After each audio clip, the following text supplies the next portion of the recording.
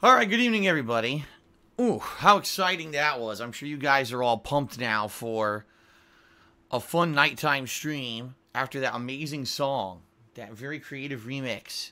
You're now ready for the premiere of my game of the year ending, well, game of the year. The premiere of my year-end videos, and then some rousing Player Unknown's Battlegrounds after that. I'm sure you've all been roused. Yes. I barely made it to the bathroom. I turned on the stream, and all of a sudden, my gut went... I was like, oh, shit. I got a shit, and I ran. I did like a backflip onto the toilet. I barely made it. And I launched it to the sky. I did. I launched it to the sky. I like a jet out of my ass. Holy shit. Holy crap, man.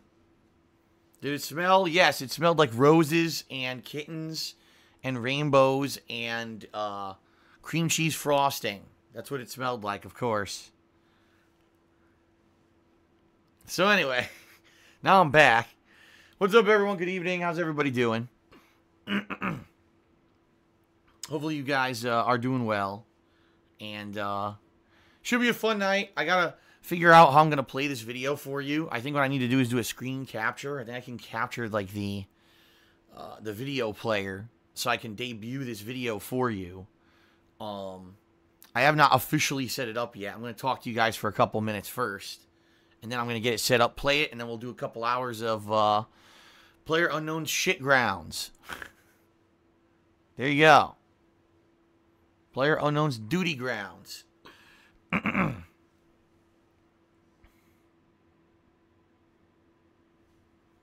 Duty grounds.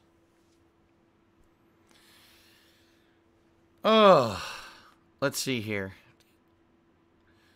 I have to do a couple quick shout-outs. We had Solid Shock that had a 10-bit cheer during the break between the streams. Ace Striker 92 just subbed to the channel. Thank you, Ace Striker, for the sub. I know you're very excited now that you're subbed to the channel and you get this high-quality content every single night now you're going to get. It's crazy, right? Xbox One is garbage. Did a 10-bit cheer and asked me if I like Rick and Morty because he saw that there was Rick Sanchez in my WWE Sims. Yeah, I mentioned earlier this year a fan actually bought me both Season 1 and 2 on Blu-ray, which I watched and liked, and I just got caught up on Season 3. Now that I have PS View, I was able to catch all the episodes on there. It recorded them for me, and I was able to watch them.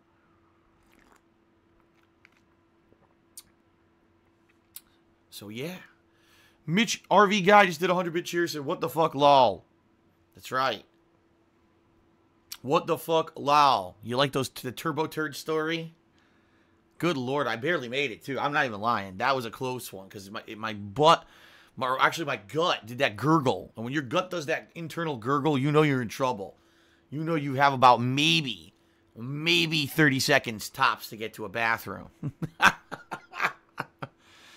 Oh, boy.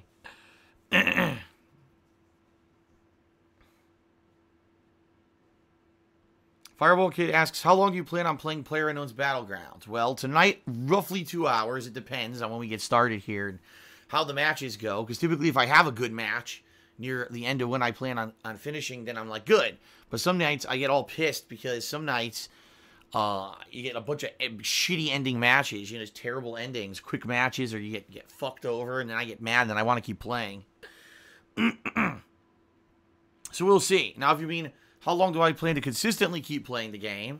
Well, I'll keep consistently playing it as long as you guys still find it entertaining. Because every night that I've streamed this game in the past 2 weeks, people have shown up. They really enjoy it. We have conversations that are funny. And they tip, sub, and cheer. So as long as that keeps going and everyone's liking the streams, I see no reason to stop playing it. Okay? I see no reason why. Oh my god, excuse me.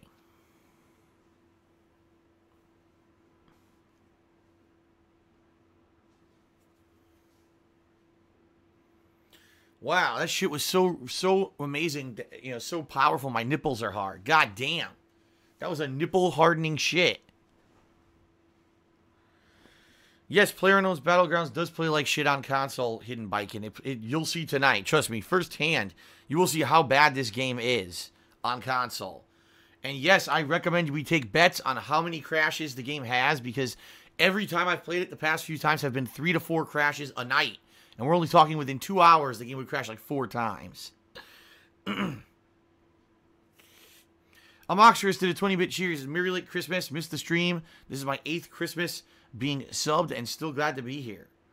That's amazing, because there was no way you could have been subbed for 8 Christmases, because I haven't streamed for 8 years. But that's pretty amazing that you've somehow created some kind of a time loop to be subbed for 8 times. Awesome.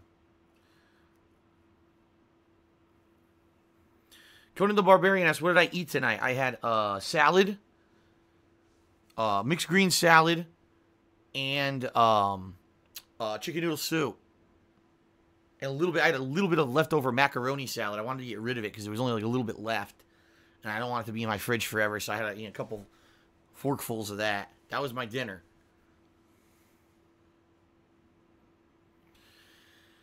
Twitch in 2017 lol says, why do I bitch about console performance but never play on PC? You must be new. I do not have a high-end gaming PC. My PC is 3.5 years old at this point.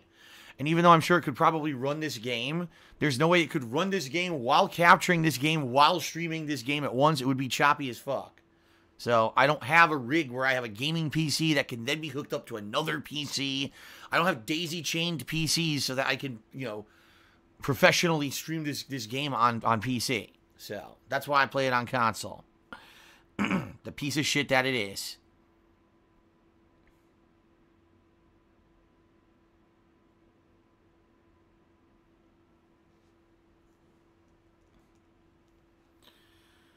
All right.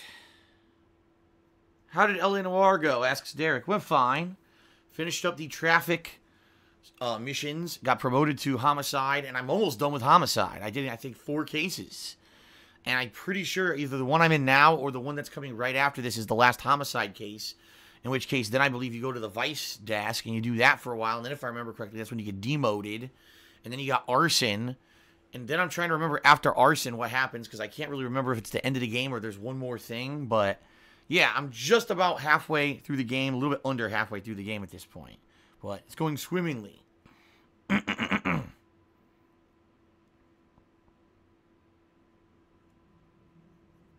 All right, folks. So, a few things. Number one, Amoxerus did a 10-bit cheer. He says, I meant subbed on YouTube, not subbed on Twitch. Oh, there you go. 8 Christmases subbed on YouTube. Damn. That's a lot. Well, thank you very much for the support. All right. Here's how it's going to go, folks. First of all, if you cheer, sub, or tip tonight, if you do any of those things on my stream, I will give you a shout out. All right? Now, while I'm playing the year-end video, if you cheer, sub, or tip, no, I will not give you a shout out during the video. It's only about like 13 minutes long, I think. So once that's done, then I'll give you the shout out after the video ends. In addition, for the rest of this month, if you pledge to my Patreon, I'm also going to give you a shout out. So if you pledge to my Patreon at patreon.com/darksidephil during the stream, I'll give you a shout out as well. 2 people did earlier, and I gave them both shout outs on my earlier stream. Okay? I would ask, if you really support me and you want to help me out in regards to my current financial crisis, which is a giant tax bill that's going to be due at the end of January, and also a tax attorney bill / accountant bill. If you want to help me with that, please either pledge to my Patreon or tip me. Reason being, both of those, I get the funds right away, and I'll be able to help with this impending bill that's coming up at the end of January. I still appreciate if you guys cheer or sub, but I won't see that for 2 months. That gets held up in processing for 2 months. All right.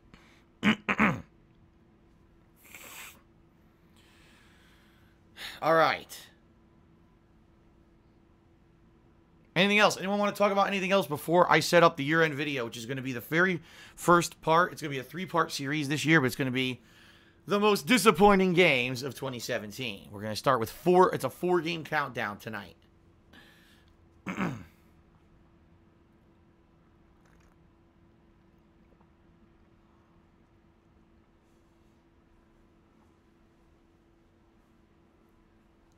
Ouch. Crack-a-lackin'. My neck is crack-a-lackin'.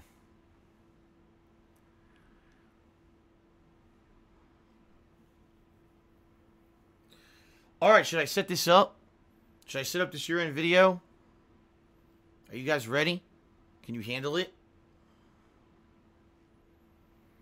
Mike Hunt the Destroyer, I have no idea. He asks, how far off am I from making my tax goal? I don't know, because I don't know what the goal is. I don't know what it is, because I don't know what I owe. And I won't know what I owe for a couple of weeks. That's the problem. I need to raise the money to pay an impending bill when I don't know what the bill is. I can tell you right now, it's at least going to be at least a couple thousand probably for the taxes, and at least a couple thousand for what my tax attorney is going to pay me. And then I got to find money to pay whatever they put me on an installment plan for the back taxes. So I basically need to raise as much funds as possible. Let's put it that way. Thank you to Laterial, who did a 10-bit cheer. He says, Arson is the last chapter of the game. All right, so since I'm almost at the end of Homicide, I'm probably about halfway through the game then.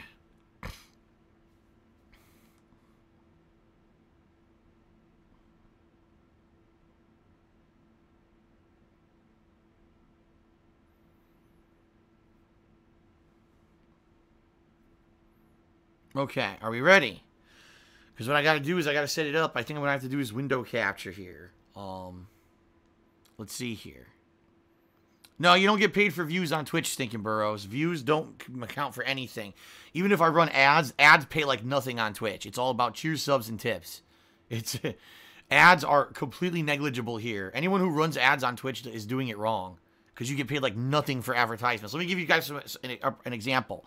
So the other day, Saturday, excuse me, it was Sunday, I did my WWE Sims. I had about 700 people constantly on my stream, and I ran 8 commercial breaks. I made $20. Totally not worth it.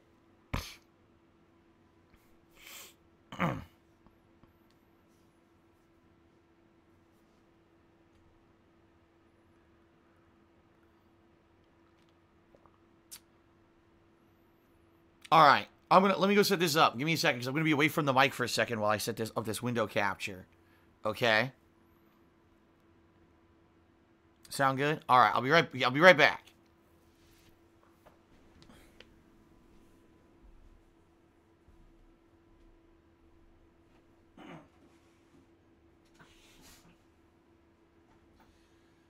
All right. Let's see here. Oh, there is a window capture. Get rid of that.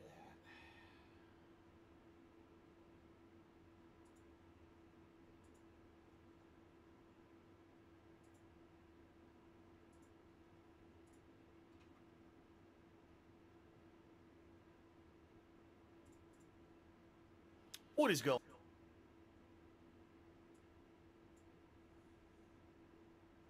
Okay.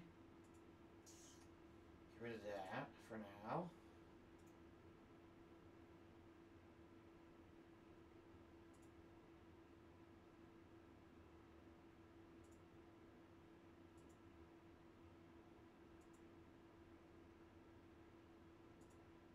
Aha.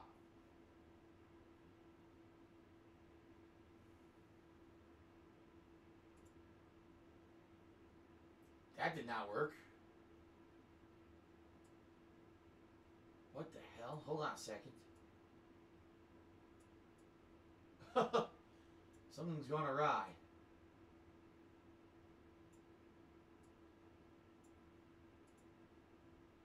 Wow, full screen does not work very well, huh?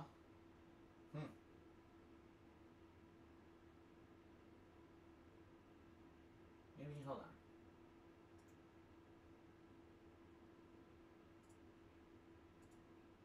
What is going on? I think this is going to be better. Hold on.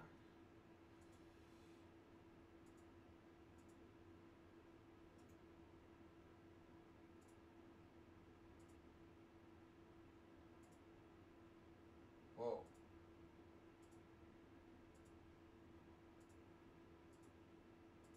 Nope, that doesn't work either.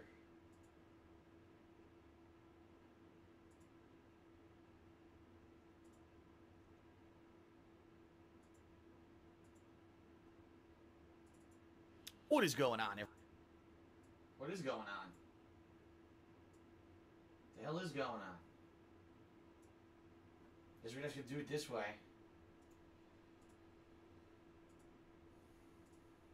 Guess we're just gonna do this.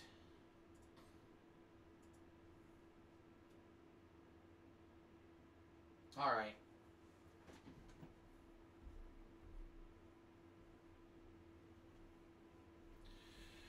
So for whatever reason, it won't capture from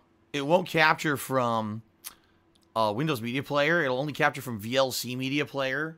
So I'm just going to have to play it like this, and you guys are just going to have to listen to it like this, all right? It looks weird, all right? It looks weird, I know. But, you know, it is what it is. It's not, this isn't a perfect science here, playing a video, all right? All right, well, all right, here we go. I'm going to, without further ado, I'm going to mute my mic, and this is the premiere of the worst games of 2017 countdown. Hold on, let me mute my mic. That wasn't it. Fuck.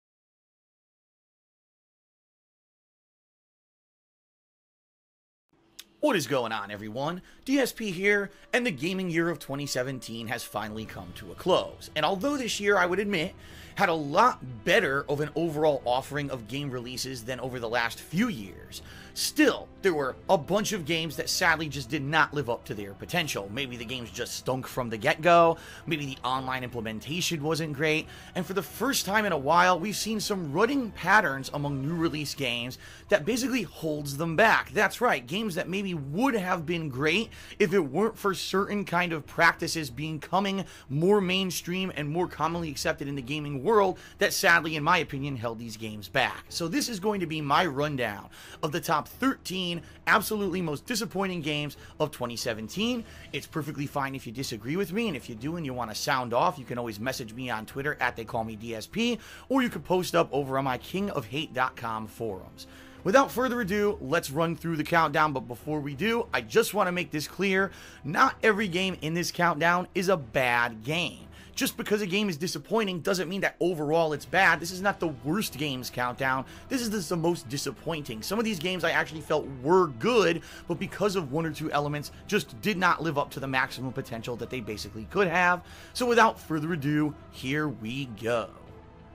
It's Darkside Phil's Top 13 Most Disappointing Games of 2017 Countdown. Number 13, Middle-earth: Shadow of War.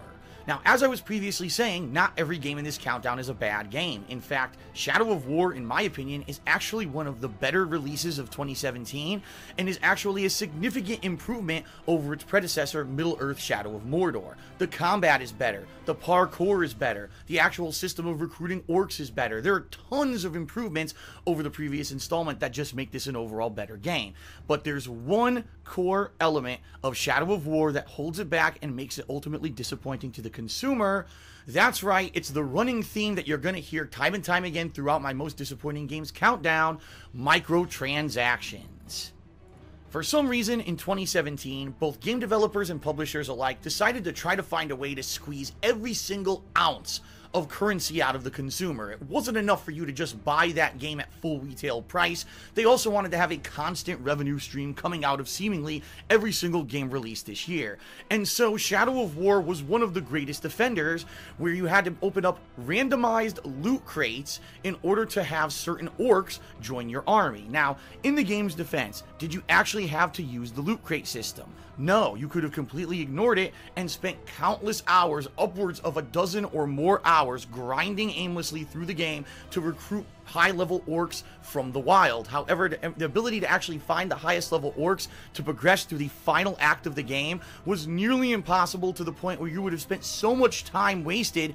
A lot of people probably just sunk some extra money in the game to buy these crates and get the higher level orcs right away so they could rush through that final act and just get right to the ending. Now, to make matters worse, the entire final act of this game is completely worthless. It's added into the game blatantly to pad the length of the game so you don't see the true ending, and you feel that the 20 plus hours that you've invested already basically was either a waste if you decide to quit at this point, or it was too much to waste, and so you're gonna force your way through this crazy ass grind of at least a dozen hours, or it's going to try to convince you to sink more money into the microtransactions. So it's ridiculous. Why play 12 plus hours or pay extra money just to go through one final act that has nothing to do with the story of the game at all, just to see see a 3-minute cutscene at the end. It's a horrendous practice. It's terrible game design. It's a way to rip off the consumer, and WB Games should be ashamed. Even though Shadow of War overall is a great game, that's why it makes my most disappointing games of the year list. Number 12, Agents of Mayhem. When I first heard about this game, hearing that it was going to be a new IP and franchise from Volition Studios, the same people who made the Saints Row franchise, I was ecstatic. I loved Saints Row 2, 3, and 4, and I was waiting very fervently for a new installment. Sadly, it seems that the game developers, sometime amidst the development of this game, lost their way and just forgot what made the Saints Row franchise popular. Gone is the kind of adult-oriented, sexualized, tongue-in-cheek, ridiculous, over-the-top humor that used to be in this series. What happened is the series turned into this kind of almost SJW kind of a cast of characters that are so diversified that they kind of almost lose their identity, because you realize every character is meant to be a different kind of race or some kind of different kind of generalized character to represent another minority group that maybe was missed when they were designing the game. The characters aren't very interesting and aren't very fun, with the exception of a few like the ninja, who allows you to have to do hand-to-hand combat, while everyone else just does very generic third-person shooter gameplay. The game itself is incredibly repetitive. It's an open-world concept just like Saints Row. However, almost every single mission is incredibly similar. Rush through, kill a million generic enemies, get to the next part, rush through, kill a million generic enemies, etc., ad nauseum. There's almost no variety. There's almost no interest to the game. There are a few boss fights that maybe pique a little bit of interest, but outside of that, there's almost no reason to play this game. It's literally a 20 to 30 hour endless grind of boring combat, almost no interesting story, and by the way, the game doesn't even have a definitive ending, so after you waste 20 to 30 hours, you don't even feel fulfilled when you finally see the credits roll. Agents of Mayhem is a key example of how a game developer that's done well in the past tries to mix things up and then completely screws it up with their latest offering. I certainly hope that Volition Games gets back on track with whatever they pump out next. Number 11, Dishonored: Death of the Outsider. Now, normally I wouldn't include an expansion or DLC release as a major number in one of my countdowns at the end of the year. However, in this case, Death of the Outsider is an exception because it was released as a standalone game for a discounted price rather than as an required add-on for already owning the game Dishonored 2, which released in late 2016. So what's wrong with Death of the Outsider? I mean, the graphics look the same, the gameplay looks similar to the other Dishonored games, and quite honestly, I enjoyed both Dishonored 1 and 2, so what's the problem? Well, two things. Number one, the game still performs poorly on consoles. I played this on the PS4. It still had a choppy frame rate. The physics were wonky. It didn't seem to be as exact as you would want it to be using these teleportation and jump abilities. It was actually pretty hard to judge the distance that you were moving, which could just lead to a lot of frustration. But you know what? That was pretty much a same issue that happened in the original Dishonored 1 and 2 that I really didn't have too much issue with. So what is it really that holds back Death of the Outsider? Well, the thing that made Dishonored 1 and 2 great games is because if you played as Corvo, or in the sequel if you played as his daughter, you were able to create your character's abilities based off of your own desires as they leveled up over the course of the game. Maybe you wanted your character to be a melee dynamo where they could teleport in and do incredible kinds of parries and attacks using supernatural powers to tear apart every enemy in hand-to-hand combat. Maybe you wanted it to be a stealth master where from the shadows they could do stealth executions or teleport around or behind enemies undetected. Pretty much however you wanted to play the game, that's how you could play Dishonored. But in Death of the Outsider, the game developers decided to go a completely different route, since you don't play as Corvo or his daughter, but instead as one of the supporting characters from the cast of Dishonored 2, who doesn't have a wide variety of abilities. In fact, this character can only use stealth and is incredibly weak in hand-to-hand combat, meaning you are forced to play this game in the method of stealth and avoid combat as much as possible. If you didn't like that and you didn't play Dishonored 1 and 2 in those methods, obviously you're not going to like this DLC, and sadly for me, that's what was so disappointing. The game just became a monotonous grind of sneak by this, sneak by this, sneak by this, sneak by this, and with absolutely no variety. I played into this for about 4 to 5 hours, got bored with it, and couldn't even finish it because I was so bored with this expansion. It's so different from what it feels like, that freedom of designing your character and making them your own in the original game and sequel, while this standalone expansion really fails to live up to that expectation, and so for me, it makes my disappointing games countdown. Number 10, For Honor. Speaking of games that seem to have a lot of potential and then just kind of fizzle at launch, For Honor was a prime example. I mean, how could you go wrong? A game that combines the style of Vikings, medieval warriors, and samurai into one. 3 different kinds of classic warrior groups all thrown at each other in a melee for the ages. But when For Honor was released, people very shortly realized that sadly it's all about the implementation. And when the game launched online and people realized there were 2 critical flaws, they got up in arms. Number 1, the game had peer-to-peer servers instead of dedicated, meaning that every match you played was completely randomized. One match may be perfect and have a flawless connection where you could do epic duels and all kinds of fun stuff, while the next match you're teleporting around, the game is slow as dirt, you can't time anything. And in a game that 100% has an online focus like For Honor does, you need to have the ideal state when you're playing the game in an online setting, and you didn't have that at launch because the game developers decided to only go peer-to-peer and skimp out on spending enough money to get dedicated servers. Now later down the line, i.e. some 6+ months after release, the game developers got so much backlash they did implement the dedicated servers. Problem being, it didn't matter anymore because most people had bought the game and aren't playing it anymore. They gave up on it months before, and the game pretty much fizzled out and died, which leads to the other point, the reason that the game fizzled out and died. Microtransactions. Yes, ladies and gentlemen, if you can believe it, again, that pattern that you're going to hear throughout this whole countdown reared its ugly head earlier on in the year when the gear that you get for your warriors in For Honor was completely randomized. Yes, you would fight matches and earn experience points and unlock gear that you don't know what you're getting.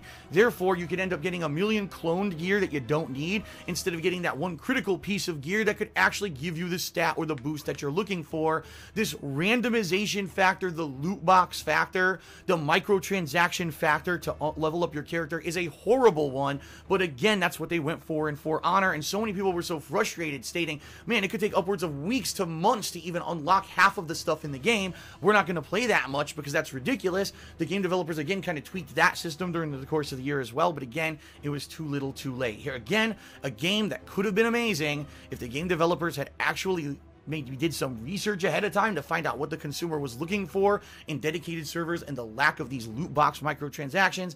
Instead, they implemented them. The game failed at launch, and despite all of their efforts to fix it, nobody cared by the end of the game's life cycle.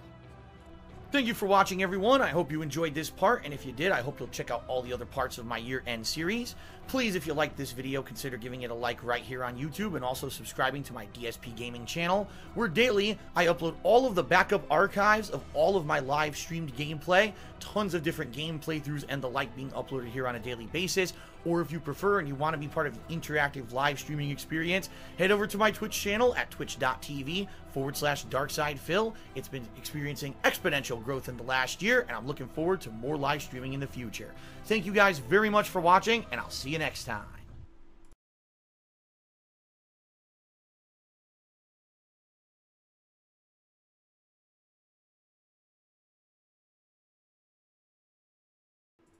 All right.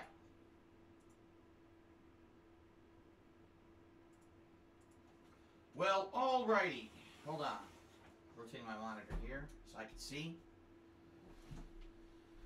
There you go.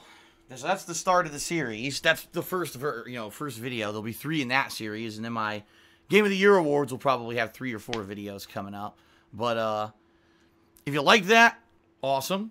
I hope that you'll check out the whole series as I premiere them live on stream over the next week, or if you check them out on DSP Gaming, if you're not going to be here for the streams, that's cool too. The next part will be released Friday night, because I actually have all the elements together. I just have to edit it, so I'm going to edit that one together tomorrow night after I go grocery shopping and stuff. Okay?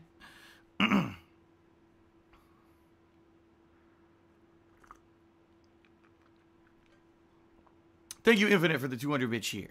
That was a really good video. Well, that's what I do every single year at the end of the year. I make videos just like that. All right. So, reminder, folks. If you choose sub or tip me tonight, I will give you a shout out. And if you pledge to my Patreon tonight, I will also give you a shout out. So, if you've been, oh, I want to pledge to Phil's Patreon, but I don't get a shout out like I do on stream, I don't want to pledge. Now you will. Or I'll be checking actively between matches. I'll be checking my emails and the like, okay? Sound good? All right, Derek, see you later. Have a good night. Ponage, yes, typically I do go grocery shopping on Wednesdays, but this week was an exception because of the Christmas holiday and everything. My schedule was all thrown off. So I'm going to go grocery shopping tomorrow night. Okay. Are we ready? Who's ready?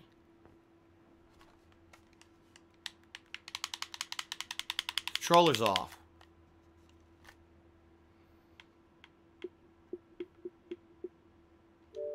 There we go. Like, I can't believe they gave my controllers off. I'll up the volume a little bit here.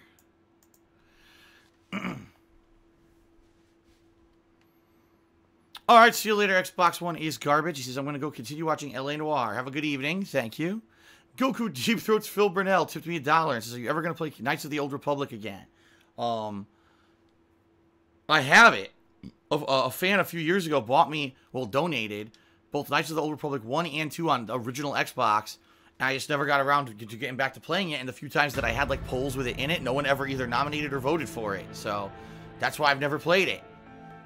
People want to see it, and they ask for it, I'll eventually do it. But it never happened.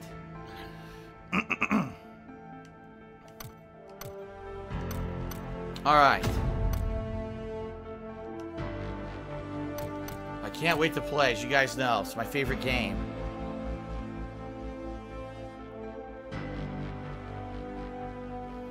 My favorite game ever.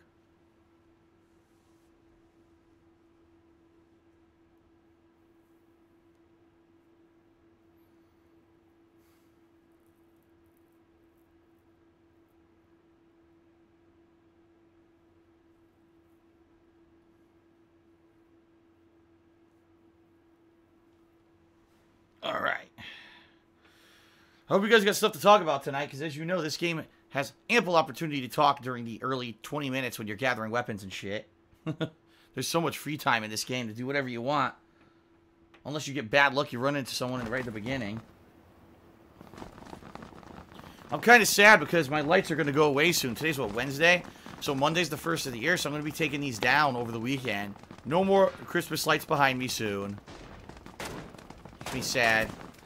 Conan the Barbarian just did a 20-bit cheers. I predict 5 crashes. Alright, Conan's predicting 5. We've had an average of 4 every session I've played this game. So let's see what happens.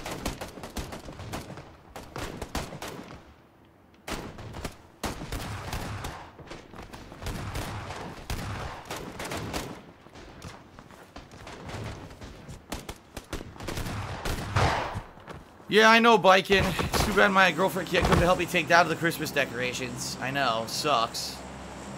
I'm actually leaving all the decorations in my house up for, like, all of January. Because I'm sorry, I already put them up late. I'm leaving them up for, like, all of January.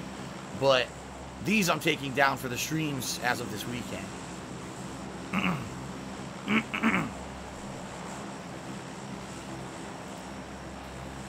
Ladies and gentlemen, inexplicably, I am playing PlayerUnknown's Battlegrounds yet again. Here we